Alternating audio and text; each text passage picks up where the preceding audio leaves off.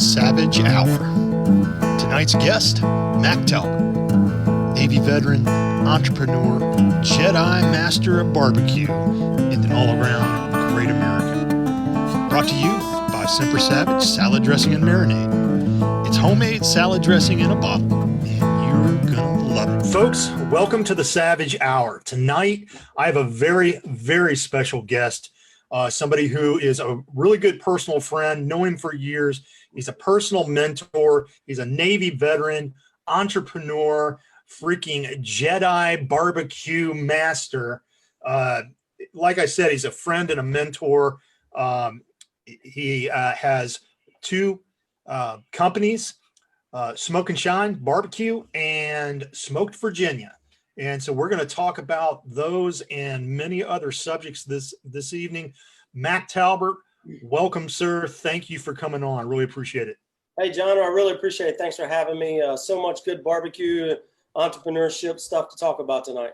Man, we've got a ton. I mean, you know, you and I could just shoot the shit forever, and we do. We did a couple of weeks ago about various things and various ideas. But I'll tell you what, I'd like to give you the opportunity to just kind of introduce. I know you know, so I don't need to hear it, but give everybody just kind of a rundown on your background and what got you up to here. All right. So I'm retired Navy. I did almost 21 years in the Navy. Thoroughly enjoyed that, but then had to do something else. Got a contracting gig here in DC. Been on that contract for the past 10 years.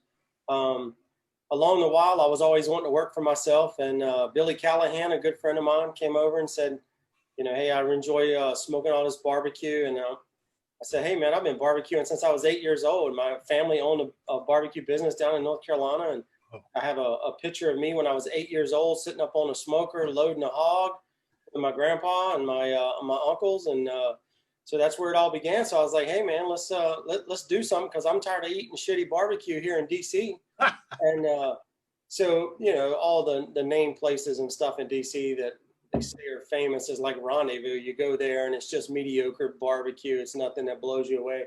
So he and I went on a quest to try to open up a business and produce some good barbecue sauces, and then started on the barbecue circuit. I guess I've been doing that for 5 years now, and competing all over the U.S.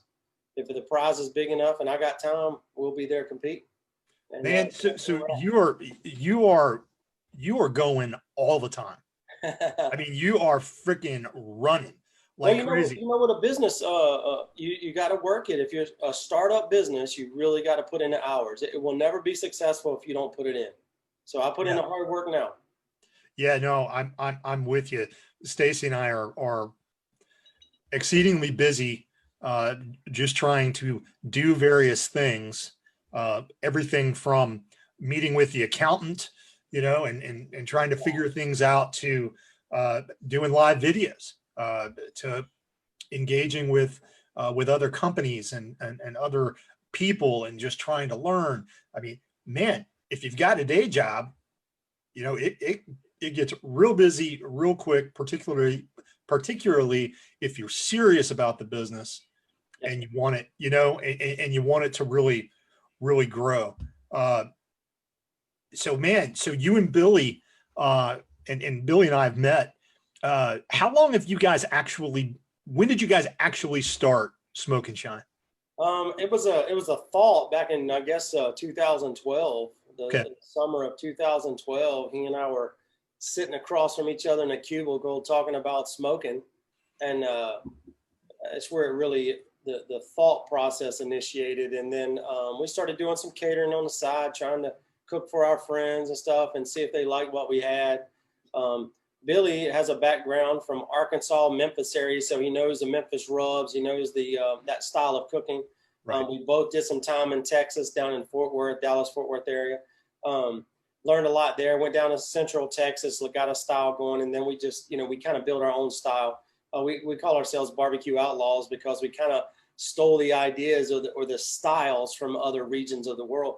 We didn't, I even got barbecue in Bahrain one time. That was pretty legit. So somebody, you know, an American guy's over there retired and opened up a restaurant. And so it's just, I would say 2012 was when it started, but it really got hot and heavy Oh man, I guess the last 5 years it's just taken off, and then that's what spurred on Smoke, was Okay. to build a personality around the company. So when when you see my face, you see the barbecue. You know it. That's that barbecue guy. And so Yeah, explain the concept of smoked to so us. my wife is Filipino, obviously, so it's a Filipino American fusion of barbecue. So we take a lot of the styles from the Philippines, the pancit, the lumpia, the adobos, and then we add a flair to it from American barbecue. Barbecue to them is barbecue on a stick.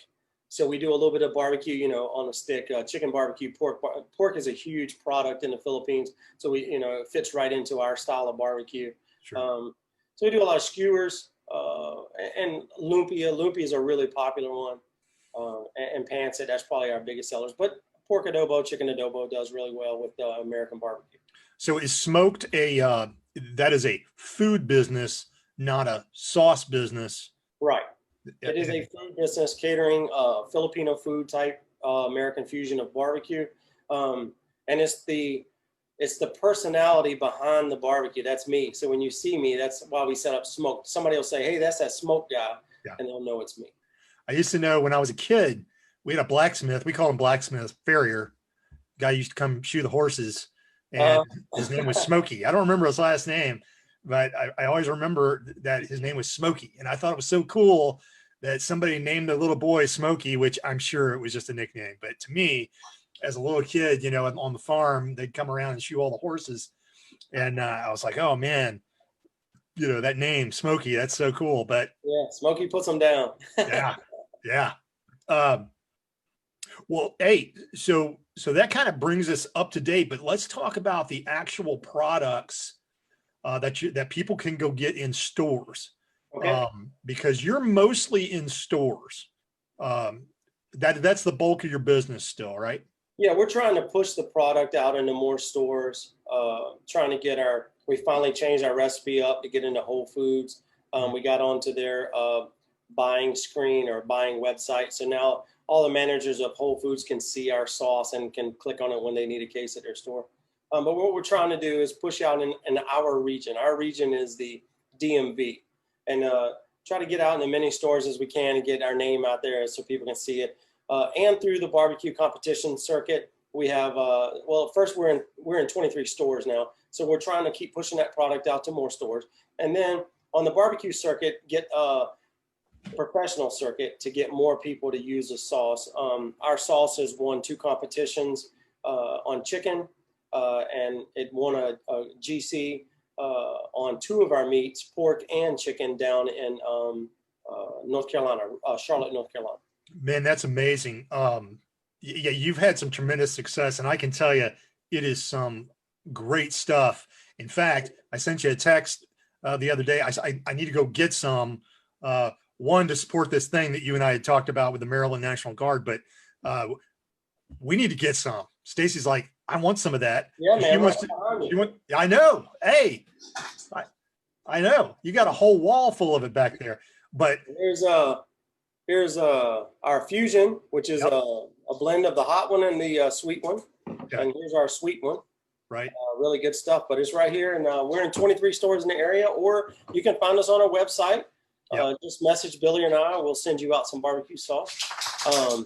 I did something crazy the other day. I tried to mail something out of the daggone Pentagon, and with all this quarantine stuff, it took longer than I wanted it to get to the guy. So I'm trying to revamp and how I'm trying to get it to Michigan. There's one of my cousins up there wants some, and I'm trying to get it to him. And this COVID thing has kind of got things crazy. But anyways, you can get it on our website. You can hit me on Facebook. You can hit me on Instagram.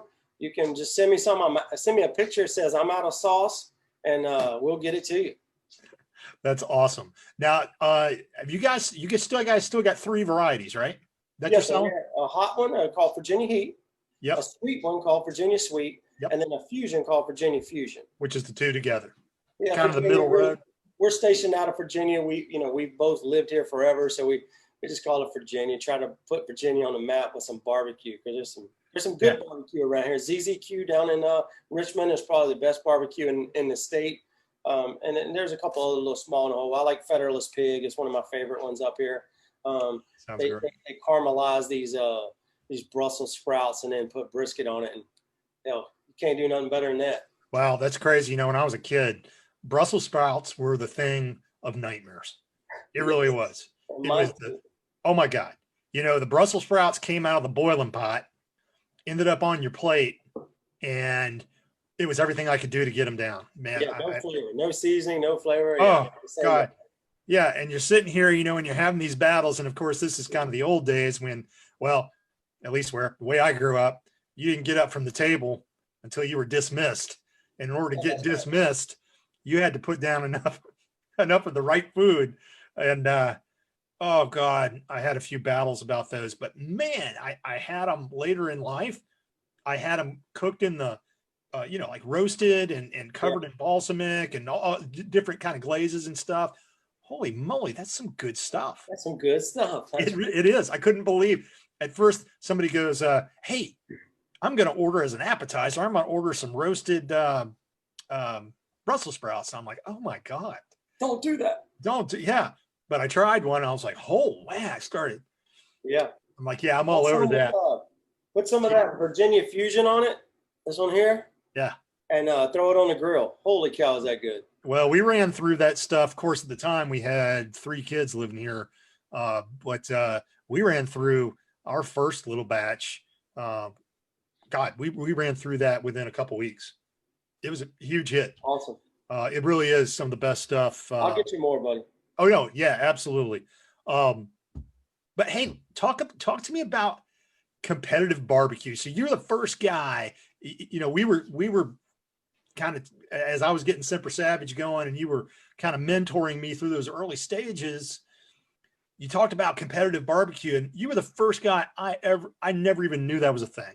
I had no idea, but yeah, talk to us about what is this whole competitive barbecue thing? It's a really cool circuit of professional guys and backyard guys that your claim to fame is that, hey, my barbecue is better than yours. And that's how it all got started. They got Memphis in May, the Jack, they got the American Royal, which is the World Series of Barbecue, right. A whole bunch of that stuff.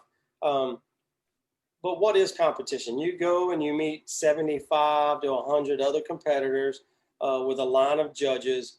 You cook your best meat. You put out some chicken first, and the judges taste it, and they tell you if they like it or not. You throw some ribs in a box, and you sit it up there. Those judges will taste those, and they'll say good, bad, give you a scoring sheet. And then, then you do pulled pork, and you'll do brisket. And they test all 4 meats. And the judging panels, all these guys are legit. They went through some training, worked hard at their craft. They have a whole master's series of becoming a judge. And all these competitors, every week, it's like a family that just moves around America, competition to competition. And every week you try to put your best product out there, and hopefully the judges like it. It sounds like a lot of fun. It is. If you get enough points, you end up in the top 10, and some people scream your name. Sponsors start looking at you, which was a goal of mine, to get your name out there across those states where people see you and they know, hey, that's that Smoke guy. He's got some killer barbecue sauce, that kind of stuff. Yeah, that's awesome.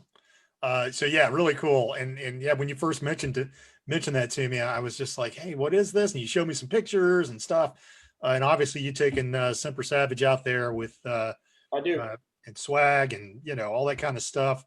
Kind of getting it out there. Hang up that banner at every one of them, and let people see it. I mean, as you can see on the back wall there, I got my sponsors up there, the people that matter. Yeah. And the people that have been good to me. Well, I love it. I just love I love seeing you guys continue to grow and be successful. Yeah, we'd love to have you out at the competition and hand out some of your sauces, get your name out there in the circuit. Yeah, we got to go. In fact, we had planned on that. We met this past summer, and I'm just kind of telling this to the audience and we kind of made some cool plans we had this idea for a joint pub crawl and some other things that we were going to kind of do together and hand out some samples and do some of those things. And then COVID hit and all that kind of public stuff has, at least for now, sort of gone away. So that kind of kicked our friggin' sandcastle over. Yeah, it crushed us in the barbecue world too. Stopped all the competitions. Yeah. There is another one that's open at the end of October. It's called Zombie Q down there around Richmond area, and we'll be down there for that one, competing and see how we can do. Maybe we'll scare a couple kids at the Halloween trick or treat that they do. Well, hey, up until now, what do you think has been the key to your success? I think persistence in business, right? Learning. You got to have an aptitude for business, trying to figure out how you can get, 30 cents on the dollar as a profit. Our goal was, 30%, 34%, somewhere in there, or at least make 3 times whatever you have invested in it. I just think the persistency, Billy, honestly, doing it with the barbecue business with another guy really helped me because his aptitude for business was just like mine. We were both learning, and but he was really eager and worked hard at it. And he was good at some things and other things he's not good at. And so same with me, right? There are things that I'm not good at that Billy's really good at. So it's great to have him tackle all those hard jobs that I thought was hard. And then I tackle the ones that I think are easy, but they're hard to him. So I think combination of having somebody else to talk to and work through some of these issues. He's doing research while I'm doing research, and then just persistent, just stay after. There were so many times we wanted to quit, and you just can't give up. The time you quit is that, you're just days away from breaking through and the thing just exploding. We were right on the verge of exploding right back in March when COVID hit, and it kind of killed us there for about 5 months.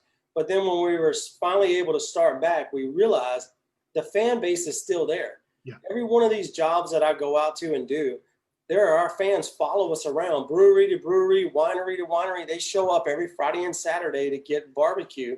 And, it started out with, 5 people here and 10 people there. And now, hell, we get 30, 40 people that just come to get our barbecue at a brewery. Yeah. So, yeah, that's awesome. I mean, it's just fantastic that, first of all, you're right. Yeah, the fan base is there. They didn't leave. They didn't go anywhere. They're still there. They're ready to come back out and support you. I know there's a lot of businesses that, there's a lot of businesses that just don't exist anymore. Yes, a lot of them quit.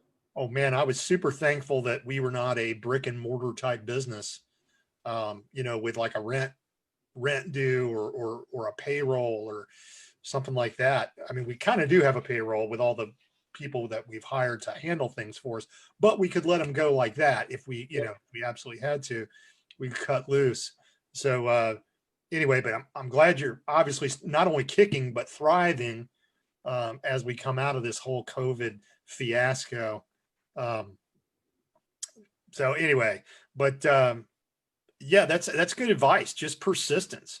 And like, I don't think I've heard anybody I've talked to who has had any measure of success in anything would say that quitting is a good strategy. I mean, it's not. Quitting's not a good, you're not going to get anywhere. I think you got to be smart. But as long as you kind of look at the math again, right? It's like doing a math problem, but you get the wrong answer and you're like, oh my gosh, where did I go wrong? Well, 99% of it's probably right. You just messed up one step, so you can have little setbacks here and there. And like you said, you might be right on the verge of that next success when you decide to throw in the towel because it was just the last straw. I just couldn't handle it anymore. But yeah, you never know. You go to an event, like for us barbecue, you go to a catered event and we're pumping out barbecue. You never know who's in the audience. One night I was at a guy's house catering over here in Clifton with Billy, and in walks one of the vice presidents of Walmart. That really helped us. So we were able to talk to him and get some ideas. We actually went down and met with them and talked to them. Billy's from Batesville, Arkansas. It was like a vacation for him, and he went home. Okay. But you never know who's in the audience. We've had significant people throughout our careers just walk in. Robert Irvine, one of the great American guys cooking over there. Well, he's not American, but he's British. But anyways, you think he's American. So he's at one of our events, and there's Billy talking to him and gets him excited. We've been doing some email exchanges and stuff and talking. Great guy. Right. I've been able to communicate with him quite regularly, and hopefully one day we'll get some of our sauce in one of his stores. That would be great. That would be amazing. Yeah. Uh, hey, so back to kind of not quitting and what was the key to your success is what is your advice to somebody who, okay, so let's take a guy like me. And I actually, you really helped me. So this would be a good scenario, but you remember when you came walking into our puka one day, I say puka, that's the word we use for cubicle, walking into the H1 cubicle one day, and somebody asked you about your barbecue sauce business. I'm like, dude, I didn't know you had a barbecue sauce business. I've got this salad dressing. And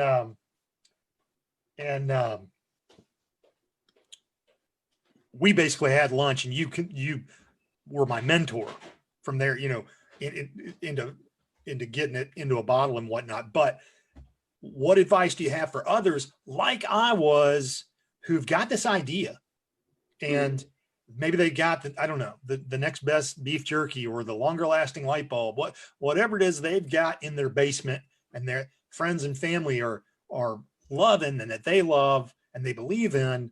What's your advice to those guys or those people? Well, it starts with a dream, right? So you're laying in bed and all of a sudden you jump out of bed and you're like, holy shit, I can make the best light bulb ever and it'll last forever. Now, how do I get it to market? So I suggest to those guys, there is some guy out there in the world that has gotten his product to market. I didn't pay for any schemes. I didn't ask for any help from anybody, crazy stuff. I didn't join up, sign up for any crazy stuff. I just started working my product. How do I get a research? How do I get a product to market? And then first I was bottling sauce in my kitchen, 5-gallon buckets, and ladling over into mason jars. And Billy and I went with a mason jar because we thought it was really cool. And when we were barbecuing, there was always some shine drinking going on. So that's where Smoke and Shine came from. So cool. All right. That's how it started. Smoke and Shine. I tell people Billy Smoke and I'm the Shine. So, but anyway, so I just tell them, hey, find a way to get to market. Don't give up on your dreams. When it gets hard and you're up against the wall, keep making those damn phone calls until you find a guy that's done it, and then ask him how to do it. And that guy will lay it out for you and help you. And that's what we did just through Billy and I research. Don't give up. Just work at it. Yeah, I think that's a really good piece of advice. And we talked about this last night in another forum on veterans in business about just kind of expanding, just connecting with people and expanding your network a little bit at a time. And before long, you've got a group of people that want to support you. Yes. Who they may not be the guy who knows how to do whatever it is you're doing, but they may know a guy, or they may know a guy who knows a guy who can do that. Now we had to run down, in the commodity industry, condiment industry, if you will. There's so much into it. You got to find the jars, then you got to find the lids, then you got to find the label, and all those were hurdles that we were jumping over trying to figure it out. Luckily, Billy's a pretty good genius, and he learned AI and learned how to build our own logos and do our own stuff. And then, together we worked at it until we came up with the right color scheme that we liked. And we just didn't give up. People were like, oh, you can't do that. I'd call another labeling company. Don't tell me I can't do it. Right. And then find somebody else. So that's my take on it. Hey, so got a question for you. Barry Edward wants to know, do you have partnerships with restaurants? Do you do restaurant partnerships? I do. There are several restaurants in our area that use our sauce and buy our product, not just sauce, but food products, and they sell it as their own. Right. Some weekends I'll cook 30, 40 racks of ribs, and they'll go to a restaurant, and that restaurant, it's called a white label. Right. And then they'll white label and make it their own, which is fine with me. I'm moving product and I'm making business and I'm making connections, and that's what matters. I sell gallon jugs to 3 restaurants right up the street from my house where they use it on their products. Yeah. They use the sauce. When somebody asks for a barbecue sauce, they squeeze our sauce onto their products. So. Got it. Good Yeah. stuff. So yeah, Thank that's you for the good. question. I really appreciate that question, man. Oh yeah, no, Barry's a good friend of mine, and he just typed in the question, and um, so yeah, thanks Barry for the question. It's a good question, and any kind of food business, man, getting hooked up with some restaurants can really be key. I helped a buddy of mine start Ferguson's Meat Market down in Coal Mountain, Georgia, when I was in college, and as I was waiting to go into the Marine Corps, and man, we wanted to get in with those restaurants because it gave us throughput. It gave us what we call cleanup, Yeah, where we could make, if somebody ordered 50 pounds of hamburger, that really helped us clean up our trimmings and yeah. make a profit on our trimmings. We didn't have to sell all ribeyes and strips. Yeah. We could make a lot on some really good hamburger, but still, yeah, it's huge. The restaurant Yeah, business. I friended a ton of chefs on online on Facebook, and then did some bar crawls with them. Just getting to know them, getting in their heads, asking ideas, what kind of sauce that they like, what is their preferred sauce? Do they want a bitter? They want a hard barbecue sauce? Are they looking for a bourbon barbecue sauce? Do they want it sweet? What products can I get to you that you would like? And they always gave me some positive feedback. And so getting to know those chefs, making those connections, their restaurants are now reaching out. Hey, let me get some of that sauce and use it in our product. So That's amazing. And I often thought, and you and I talked about this a few weeks ago when we met for lunch. Uh, you were saying, yeah, hey, hook up with the chefs, get some good feedback, and the next thing you know, they may want to use your product. And I had never really thought about that before because I thought that a chef would be wanting to make his own stuff. mm-hmm. You know what I mean? That he would be wanting to make his own stuff. Well, some restaurants are, even though you have chefs in there, leadership, ownership of the restaurant pushes things a certain way, and cost, right? Cost. If he wants to make a product that's very expensive, but they can buy it off the shelf pre-made and it's better, Right. it's faster for them, less work on it. They'll go that way, and so those chefs will know. Every restaurant in America, John, has salad on there, and you sell salad dressing. You Yep. need to know every restaurant in America, every chef. That's right. And every restaurant in America wants our shit. That's right, man. They just don't know it yet because That's they're right. serving crap. Because they haven't tasted it yet. That's right. And that's all we got to do. But hey, I need to shout out to a few freaking great Americans real quick that are on watching. Soup Campbell. I saw a picture of you today. I was actually looking for some images to put on our Google My Business page, and up pops a picture that I had from of Soup Campbell in Afghanistan hanging out of a Huey doing something funny. Randy Powell, buddy, I'm glad to see you on. Hey, Randy. Yeah, Randy. Yeah, Randy Powell's on. Levi Gangler was one of my Marines way back in the day when I had the flight line shop. So Levi's known me for, oh my God, probably since 98 or so. I'm not sure when Levi came on. And then my good buddy, Tim Warnemont, call sign Tiny, is recovering from some medical issues. Tiny, thanks for showing up again. And thanks for watching. And I hope you're healing up well. So I just wanted to shout out to those guys real quick, just because I served with all of them, and they all, in one way or another, have a special place in my heart. So Right on, brother. at any rate, but yeah, let me just move on to a couple other things. And so this is a loaded question. All right. Because you could probably write a book on this. I mean, I know I could, but from a business perspective, if you were back in 2012 or whenever it was you and Billy kind of decided to move forward as a business, and you had it all to do over again, what would you do that's different, if anything? Maybe you wouldn't change a thing.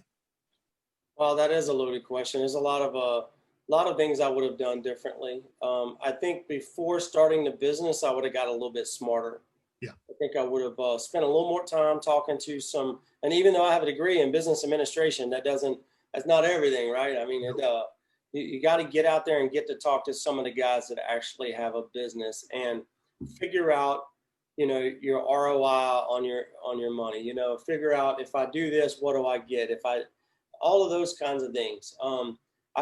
Just to understand how to get a product to market. I think I wasted that first year and a half, we already had a product and we were working on bottling it, but I had no idea how to get it out. Do I use a supplier? Do I go through a company like Butterfly or Range Me? Or how do I go and get my product out there for people to see? They don't even know I exist. Yeah. So I would have gotten a little bit smarter before really starting. Yeah. I think, well, as you know, our idea morphed. I mean, God knows, we had a meeting with our accountant 2 days ago, and I really, Stacy's upstairs listening, and I don't want to ruin her night, but let's just say that there was a lot of zeros behind the number that we essentially wasted in our first year. Yes. Now, was it wasted or was it? You learn from it. It was money well spent on education. Exactly. That's the way I like to think about it. Right. We're on, I think, our third website. We've tried different marketing strategies. I poured a lot of money into some paid ads that it was just like, trying to run, drag slicks in the snow. It was just not, it was not getting any traction at all. So, just a lot of lessons learned. I don't know that I could have changed a lot of that, but I probably could have started way earlier and anticipated some of those issues. So, yeah, I mean. Yeah, I think some of it for us would have been learning to know when to let someone go, right? Someone that is not producing and helping my business grow, they got to go. And Billy and I, we held people around and that really didn't produce for us what we were looking for a little bit longer than we should have. And that cost us some thousands. And the best way to get that back is just cut them free. It's a learning lesson. And then move on from there, find a better quality person. And that helps by, like I was saying, you get out there and talk to a chef. I was talking to John Renninger the other day, and he had somebody that could do a website, and they were half the cost of somebody else. And and I would never have known that person and met them. Turned out to be a great guy, great fit. And I owe that to you, John. Appreciate it. And just good stuff. Yeah. There's so much. There's so much to learn, and I think so back to your point about knowing when to cut somebody loose. We had the same experience, and it was more me than it was Stacy. I think it comes from being a Marine Corps officer and a leader, that I have an expectation of how people are going to produce, how people are going to conduct themselves. When somebody says something to me, I, at least initially, try to take it at face value, right? Sure, like they're being honest. That's right. They're being honest, and they can back up their smack, right? And I've discovered that that's not always the case, which led us to essentially, when we hire, we look to hire veteran businesses first, because or the veteran spouses, things like that. That we try to stay connected with that veteran community. Largely because you get a really honest is a correct word, honest person, but somebody who's diligent and has integrity. That community just tends to have that. So we should have cut some folks loose sooner than we did. Yeah, that would have erased some of those zeros on your spreadsheet. We would have erased quite a few. So we have the same thing, man. We went through it too. Yeah, I think everybody does, and we're talking to our accountant about it, and I'm kind of, I'm sitting here going, oh man, and he's like, been in business for years. The dude's, he's a Vietnam era vet. And I was like, man, this is embarrassing. He's like, nope, don't be embarrassed. Because everybody does it. Like you say, everybody does it. So, okay, here's a fun question. If you could go back to your 18-year-old self and sit in a chair across from your 18-year-old self and give him like just a nugget of sage advice, what would it be? I know exactly what I'm going to say. don't work for anybody else. Market yourself and work your ass off, and it will pay off. That's what I would do. If I was 18 years old again, I would never have worked. I probably never would have joined the Navy. I never would have went off to college, never done any of that stuff. Never. The only thing I would have focused on was a business that would make me money, and I would have pushed it. Does college help? I would say a little bit, but there was a lot of those classes that I wasted in colleges that it's another waste of damn money. And I would have pushed myself as hard as I could to promote myself and whatever the business is I would have done. And I would have found something that I love, so I would enjoy it the rest of my life. I did a whole bunch of shit in the Navy, and you're a Marine Corps guy that you didn't like and you didn't want to do, but you were told to do it. And you know what? You're there to serve, and you're going to go do it and do it the best you can. And that's the way we live. But yeah. I will tell you, John, if I'd have been 18 again, I probably wouldn't have joined. I probably would have just pushed my product and myself and worked really hard at it. Wow. And I've heard, I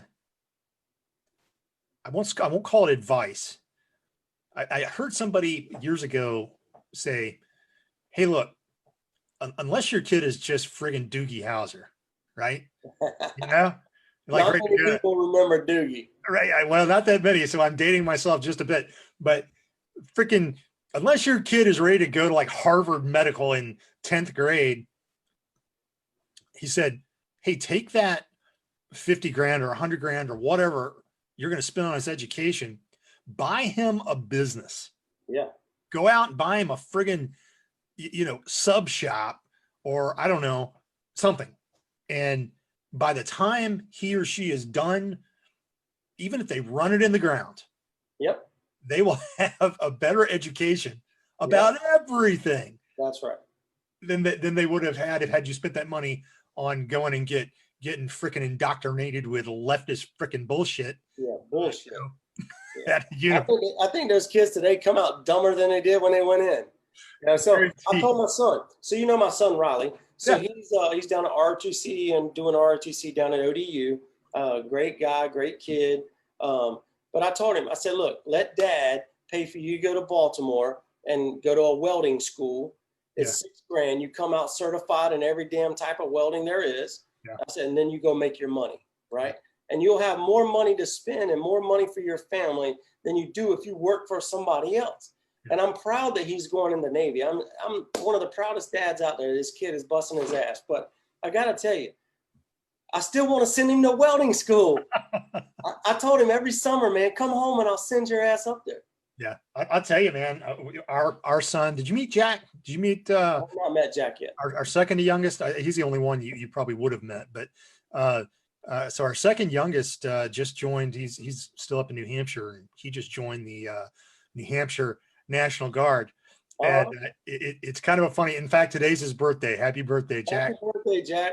But he turns 20 years old today, and but before he really wasn't ready to go to college. And what he said was, I don't want to go to college until I think I can apply myself, understand what I want to do, and really do a good job. So I was like, yeah, sure. And so I told him I will send you to any certification school you want to go to. And if you want to go to 3, I'll send you to 3. You go do HVAC, you can do car mechanic, you can do welding, you can do all those kinds of things. Any Votech school out there. Man, and on the backside, when the zombies come, you're actually a useful human being instead of being one of these freaking people who's, wondering why they can't get the on switch to work. But anyway, he just joined the New Hampshire Guard, and he's just something that he wanted to do. And funny, kind of an amusing story. He had 3 choices. He had to put down 3 choices. And so I forgot what he put down. It was like, it was, I think, Intel, and then maybe air traffic control. But then as his third option, he put down infantry. And so he told me what 3 options he had put down, and it's because the other ones he really didn't want to do. It was like cook, right? Which we got to have cooks, right? It was like, cook, and he just didn't want to do it. So as soon as he told me the preferences he'd put down, I was like, whoa, stand by. And sure enough, they gave him infantry, right? Because if infantry is on a kid's card, he's getting infantry, right? Right on. That's right. Yeah. So he's a little, I think a little, what's the word? A little intimidated maybe right now, but I told him, I was like, dude, you're going to be United States infantryman and you're going to get trained in mountain warfare and winter warfare and stuff up there. You're going to have a friggin' blast. And when you're Yeah, have a done, good time.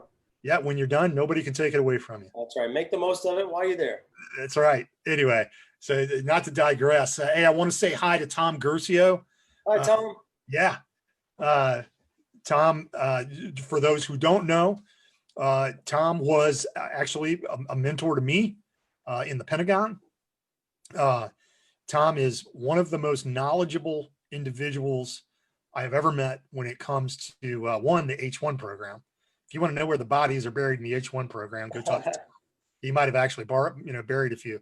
But in terms of capabilities and requirements, in terms of budget, the guy's just a savant and has really made some great things happen for H-1s over the years. Now he's working on future vertical lift.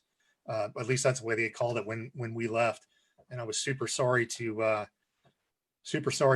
leave the Pentagon. But I had one last chance to go do something overseas. So anyway, hello to Tom. And a lot of other people are saying hello to Tom here as well. Because everybody knows Tom. Tom is Tom. But hey, there was a couple other fun questions. If you could take your brain that you have right now with all the knowledge and everything that you know, but you could go back in time and go to a particular age, what age would it be? Probably 24. I've done a few years in the Navy, done some college. That was right at the turning point in my life where I, was trying to find myself and what direction I wanted to go in. I wish I could take this knowledge back to then, and I would have come out of this a way better. I'd be further ahead, I should say, than I am today. Yeah, I can't remember who said it, but hey, if we had a time machine, we'd all be billionaires, right? That's right. That's right. Yeah, well, I got to get real quick. I just give a couple shout outs to some people that helped me during that time too in my life. So I'd like to give a shout out to Dizzy Pig over there, Chris. Great guy. Dizzy Pig has helped me understand flavor profiles, which has been pretty good to me. David Robbins, a guy who spent a lot of time with me talking and about business, about life. Dave's a great businessman. Cliff Williams, I want to say thanks to him. Cliff comes out to the house and really helps me with the business, helps me even in simple things as setting up QuickBooks. He'll come and sit down. Maybe you should do it this way. And, this is how I would do it. Those kinds of things. Billy Callahan, big shout out to you, brother, for sticking with me all these years and us working together on stuff. I really appreciate it. Luke Darnell, another great guy in the barbecue circuit. You're awesome. Appreciate it. Tuffy Stone, the talk that we had, I really appreciate that. Gave me direction. So I really appreciate all those people. Thank you. Man, that's awesome. And isn't it great to have folks that you can count on, people that are out there to help you? Well, they're just honest people. They just tell you like it is. When you're messed up, they tell you you're messed up. That's what you need. You need that kick in the ass. Remember, as a kid, we didn't want to hear we were wrong. Right. But today, I like to hear when I'm wrong because then it gives me an opportunity to do better. Yeah, I agree. I agree. I don't like screwing up. I don't like not producing. I don't like, I want to know, hey, if I'm falling short, and if it gets addressed, at least I need the opportunity to say, yeah, I got it. I'm not, but I've got something very serious going on in my life, or, something, and just kind of say, sorry, I'll get it fixed and we'll deal with it. But man, having some folks that you can call up, and I know I can call you anytime and yep. And say, hey man, have you ever run into this? I've got a pretty decent list of folks I can call that I can count on, that I know will give me straight up feedback. Yes, sir. Yeah. So it's good to go. Well, hey Mac, we're coming up on an hour, but I want to hear about, I just kind of want to talk about philosophy in business. Philosophy, the philosophy that you use, and and the way you engage with your customers, the way you know that philosophy that pervades all elements of your business. If you had to kind of distill that down. Yeah. Obviously, you're a Chick-fil-A guy. You know Okay. the ins and outs of Chick-fil-A very well. A little bit, yeah. I think positivity is our philosophy, right? I think that we work as hard as we can at making sure each and every customer is valued and appreciated, right? So, and our employees, I try to make sure that the people that are working with us are happy, paid on time, and enjoy what we do. And if they don't enjoy it, I try to move them to a different position and let them try something different. You know, when you're up all night for 11, 12 hours, you know, manning the smoker out there, might not be the happiest time of your life, but if you learn from it, and then maybe we'll move you to somewhere else.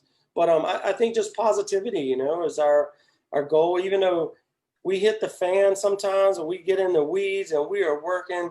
And matter of fact, Billy and his wife make jokes that they think I'm mad, but I'm not mad.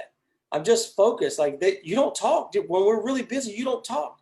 I don't need to talk. You guys should be a well-oiled machine, know what to do in a bad situation, and just come out of it. Sometimes we're vending, you know, we're 45-minute wait. Yeah. That's not the best thing, to be on a 45-minute wait. You're trying to get people their food. But we just work through it. We stay calm, stay positive, and get every one of them out and just make people happy. And if they're happy, your business will be successful. I always say yes, ma'am, to everybody. I say yes, sir, to everyone. Everybody gets treated the same. And I think if you do that to all of your customers, it doesn't matter who walks up there. Doesn't matter if they're an admiral or general or, you know, E1. Yes, sir. Yeah. And you get their respect. And when you do that, I think your business will be successful. Man, I 100% agree. You know what I've found, and I learned this in the Marine Corps. I actually learned it before the Marine Corps, because I had a couple of businesses before the Marine Corps. Now they were just, it was very, very, very small and not particularly successful, but nevertheless I did, and I had employees. But serving those who work for you, thinking about it is, instead of thinking about it as I'm the boss and everybody else is my minion, you know, just having that respect for the people around you, even if it is the lowest guy in the totem pole. You know, hey, I have always really tried to value those people and their efforts. And man, if somebody will put out some really good effort, man, I value that. And I want to let them know that I value that. And I want to let them know how important they are and that I noticed. And I want to ask them how I can make their day better. You know, how can I help you? What can I do? But man, I tell you what, that really got hit home in the Marine Corps. And I think back to your philosophy more directly is, I think you got to give to get. Yes. You know, and I'm sure you saw it as well in the Marine Corps. I saw a lot of leaders who were, well, that were kind of hammers, that it was all negative reinforcement. It was like, you know, if something doesn't go right, I'm going to hammer you. Right. And instead of taking the more positive side and leading people and pulling them along with you. Yeah. And pulling them up. Yeah. If somebody fails, you know, hey buddy, what happened? We can't have that anymore. You know, what's up? You okay? You know, and kind of taking a more gentle, you can still be firm and you can still be compassionate and lead with some empathy. So that's a really great advice for business. I think just treating everybody with dignity and respect and really actually doing it. I think meaning it. Yeah. Well, I think a lot of the things that you know, you read in some book and they, lead with empathy, or, you know, be a servant leader, or all these, and they're freaking boardroom platitudes. Yep, they sure are. Right. That's what they become, because folks don't really put it in practice. And I know that you really are. So congrats to you. I would say the final thing that I really do for the employee part of it, as far as the philosophy goes, is that I don't let them see me work less hard than they do. I work as hard or harder than any of my employees. And that way they get the same drive that I have. I don't want them to. I don't want them to fail because I'm lazy. They'll never see that. That is a great point. And I can't remember. I wish I could remember which one of my mentors it was in the Marines that kind of, it might have been Mange, Jeff Smith, who was a great Huey guy back in HMLA 269, who said, look, you got to be visible. You have to at least be visible. You got to be there. You know, if the kids are staying late, like I say, if the kids are staying late, working on airplanes, you got to be there too.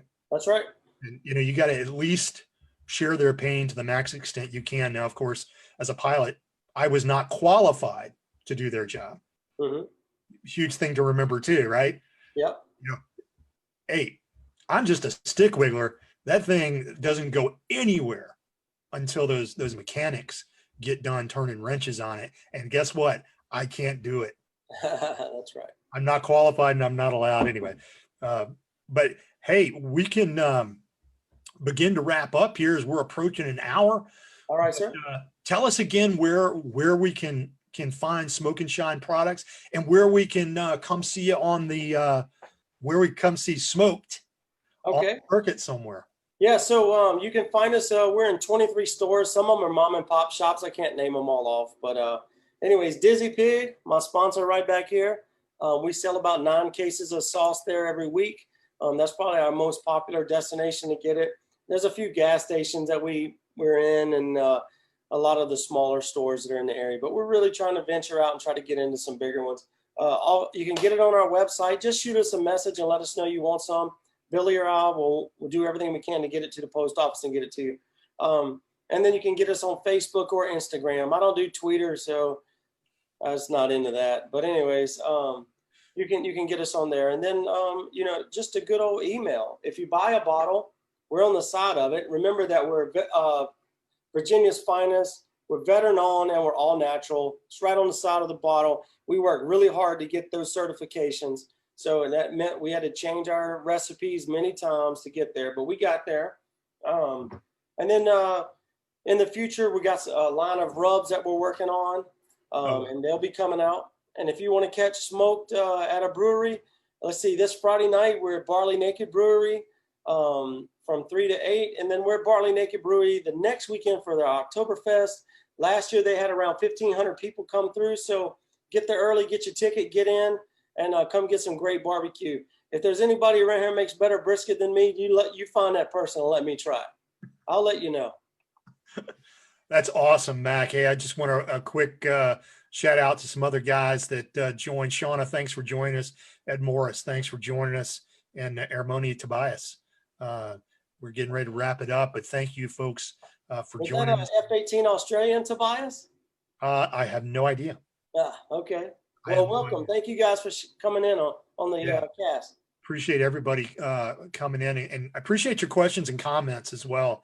It gives us, you know, another way to engage with our respective audiences. And I can tell you, folks, Smoke and Shine is absolutely the real deal. That is some of the freaking best barbecue sauce I've ever put in my mouth, and I wish you all the success in the world, Mac. I'll be talking again to you very soon. In fact, I'll probably need to shoot you a text tomorrow to see what you're up to so we can meet up. Yes, sir. Man. Well, thanks for having me too. Okay, John. As well about your products and stuff. Continue to let me know where I can help you out. We still got to go out to the Wounded Warrior Project and drop off some sauce to Larry. Yes. We got a couple of things we need to get done and help you out some. If there's something else I can do other than flying that banner and screaming your name, if you want me to, I'll take a bath. I'll just get some bottles and shake that sauce on me, right? I mean, we'll get your salad dressing out there in the public somehow, okay? Best freaking salad dressing and marinade on the planet, guaranteed. Right. Just shake the hell out of it. Shake the hell out of it. And I got another message coming at me. You can't read my handwriting. Yeah. Check the comment feed for links to. Oh, hey, check the comment feed for links to Barely Naked Brewery, back to Dizzy Pig, Smoked and Smoke and Shine. Yeah, Smoked and Smoke and Shine. Yeah, Dizzy Pig's got a plethora of rubs out on the market.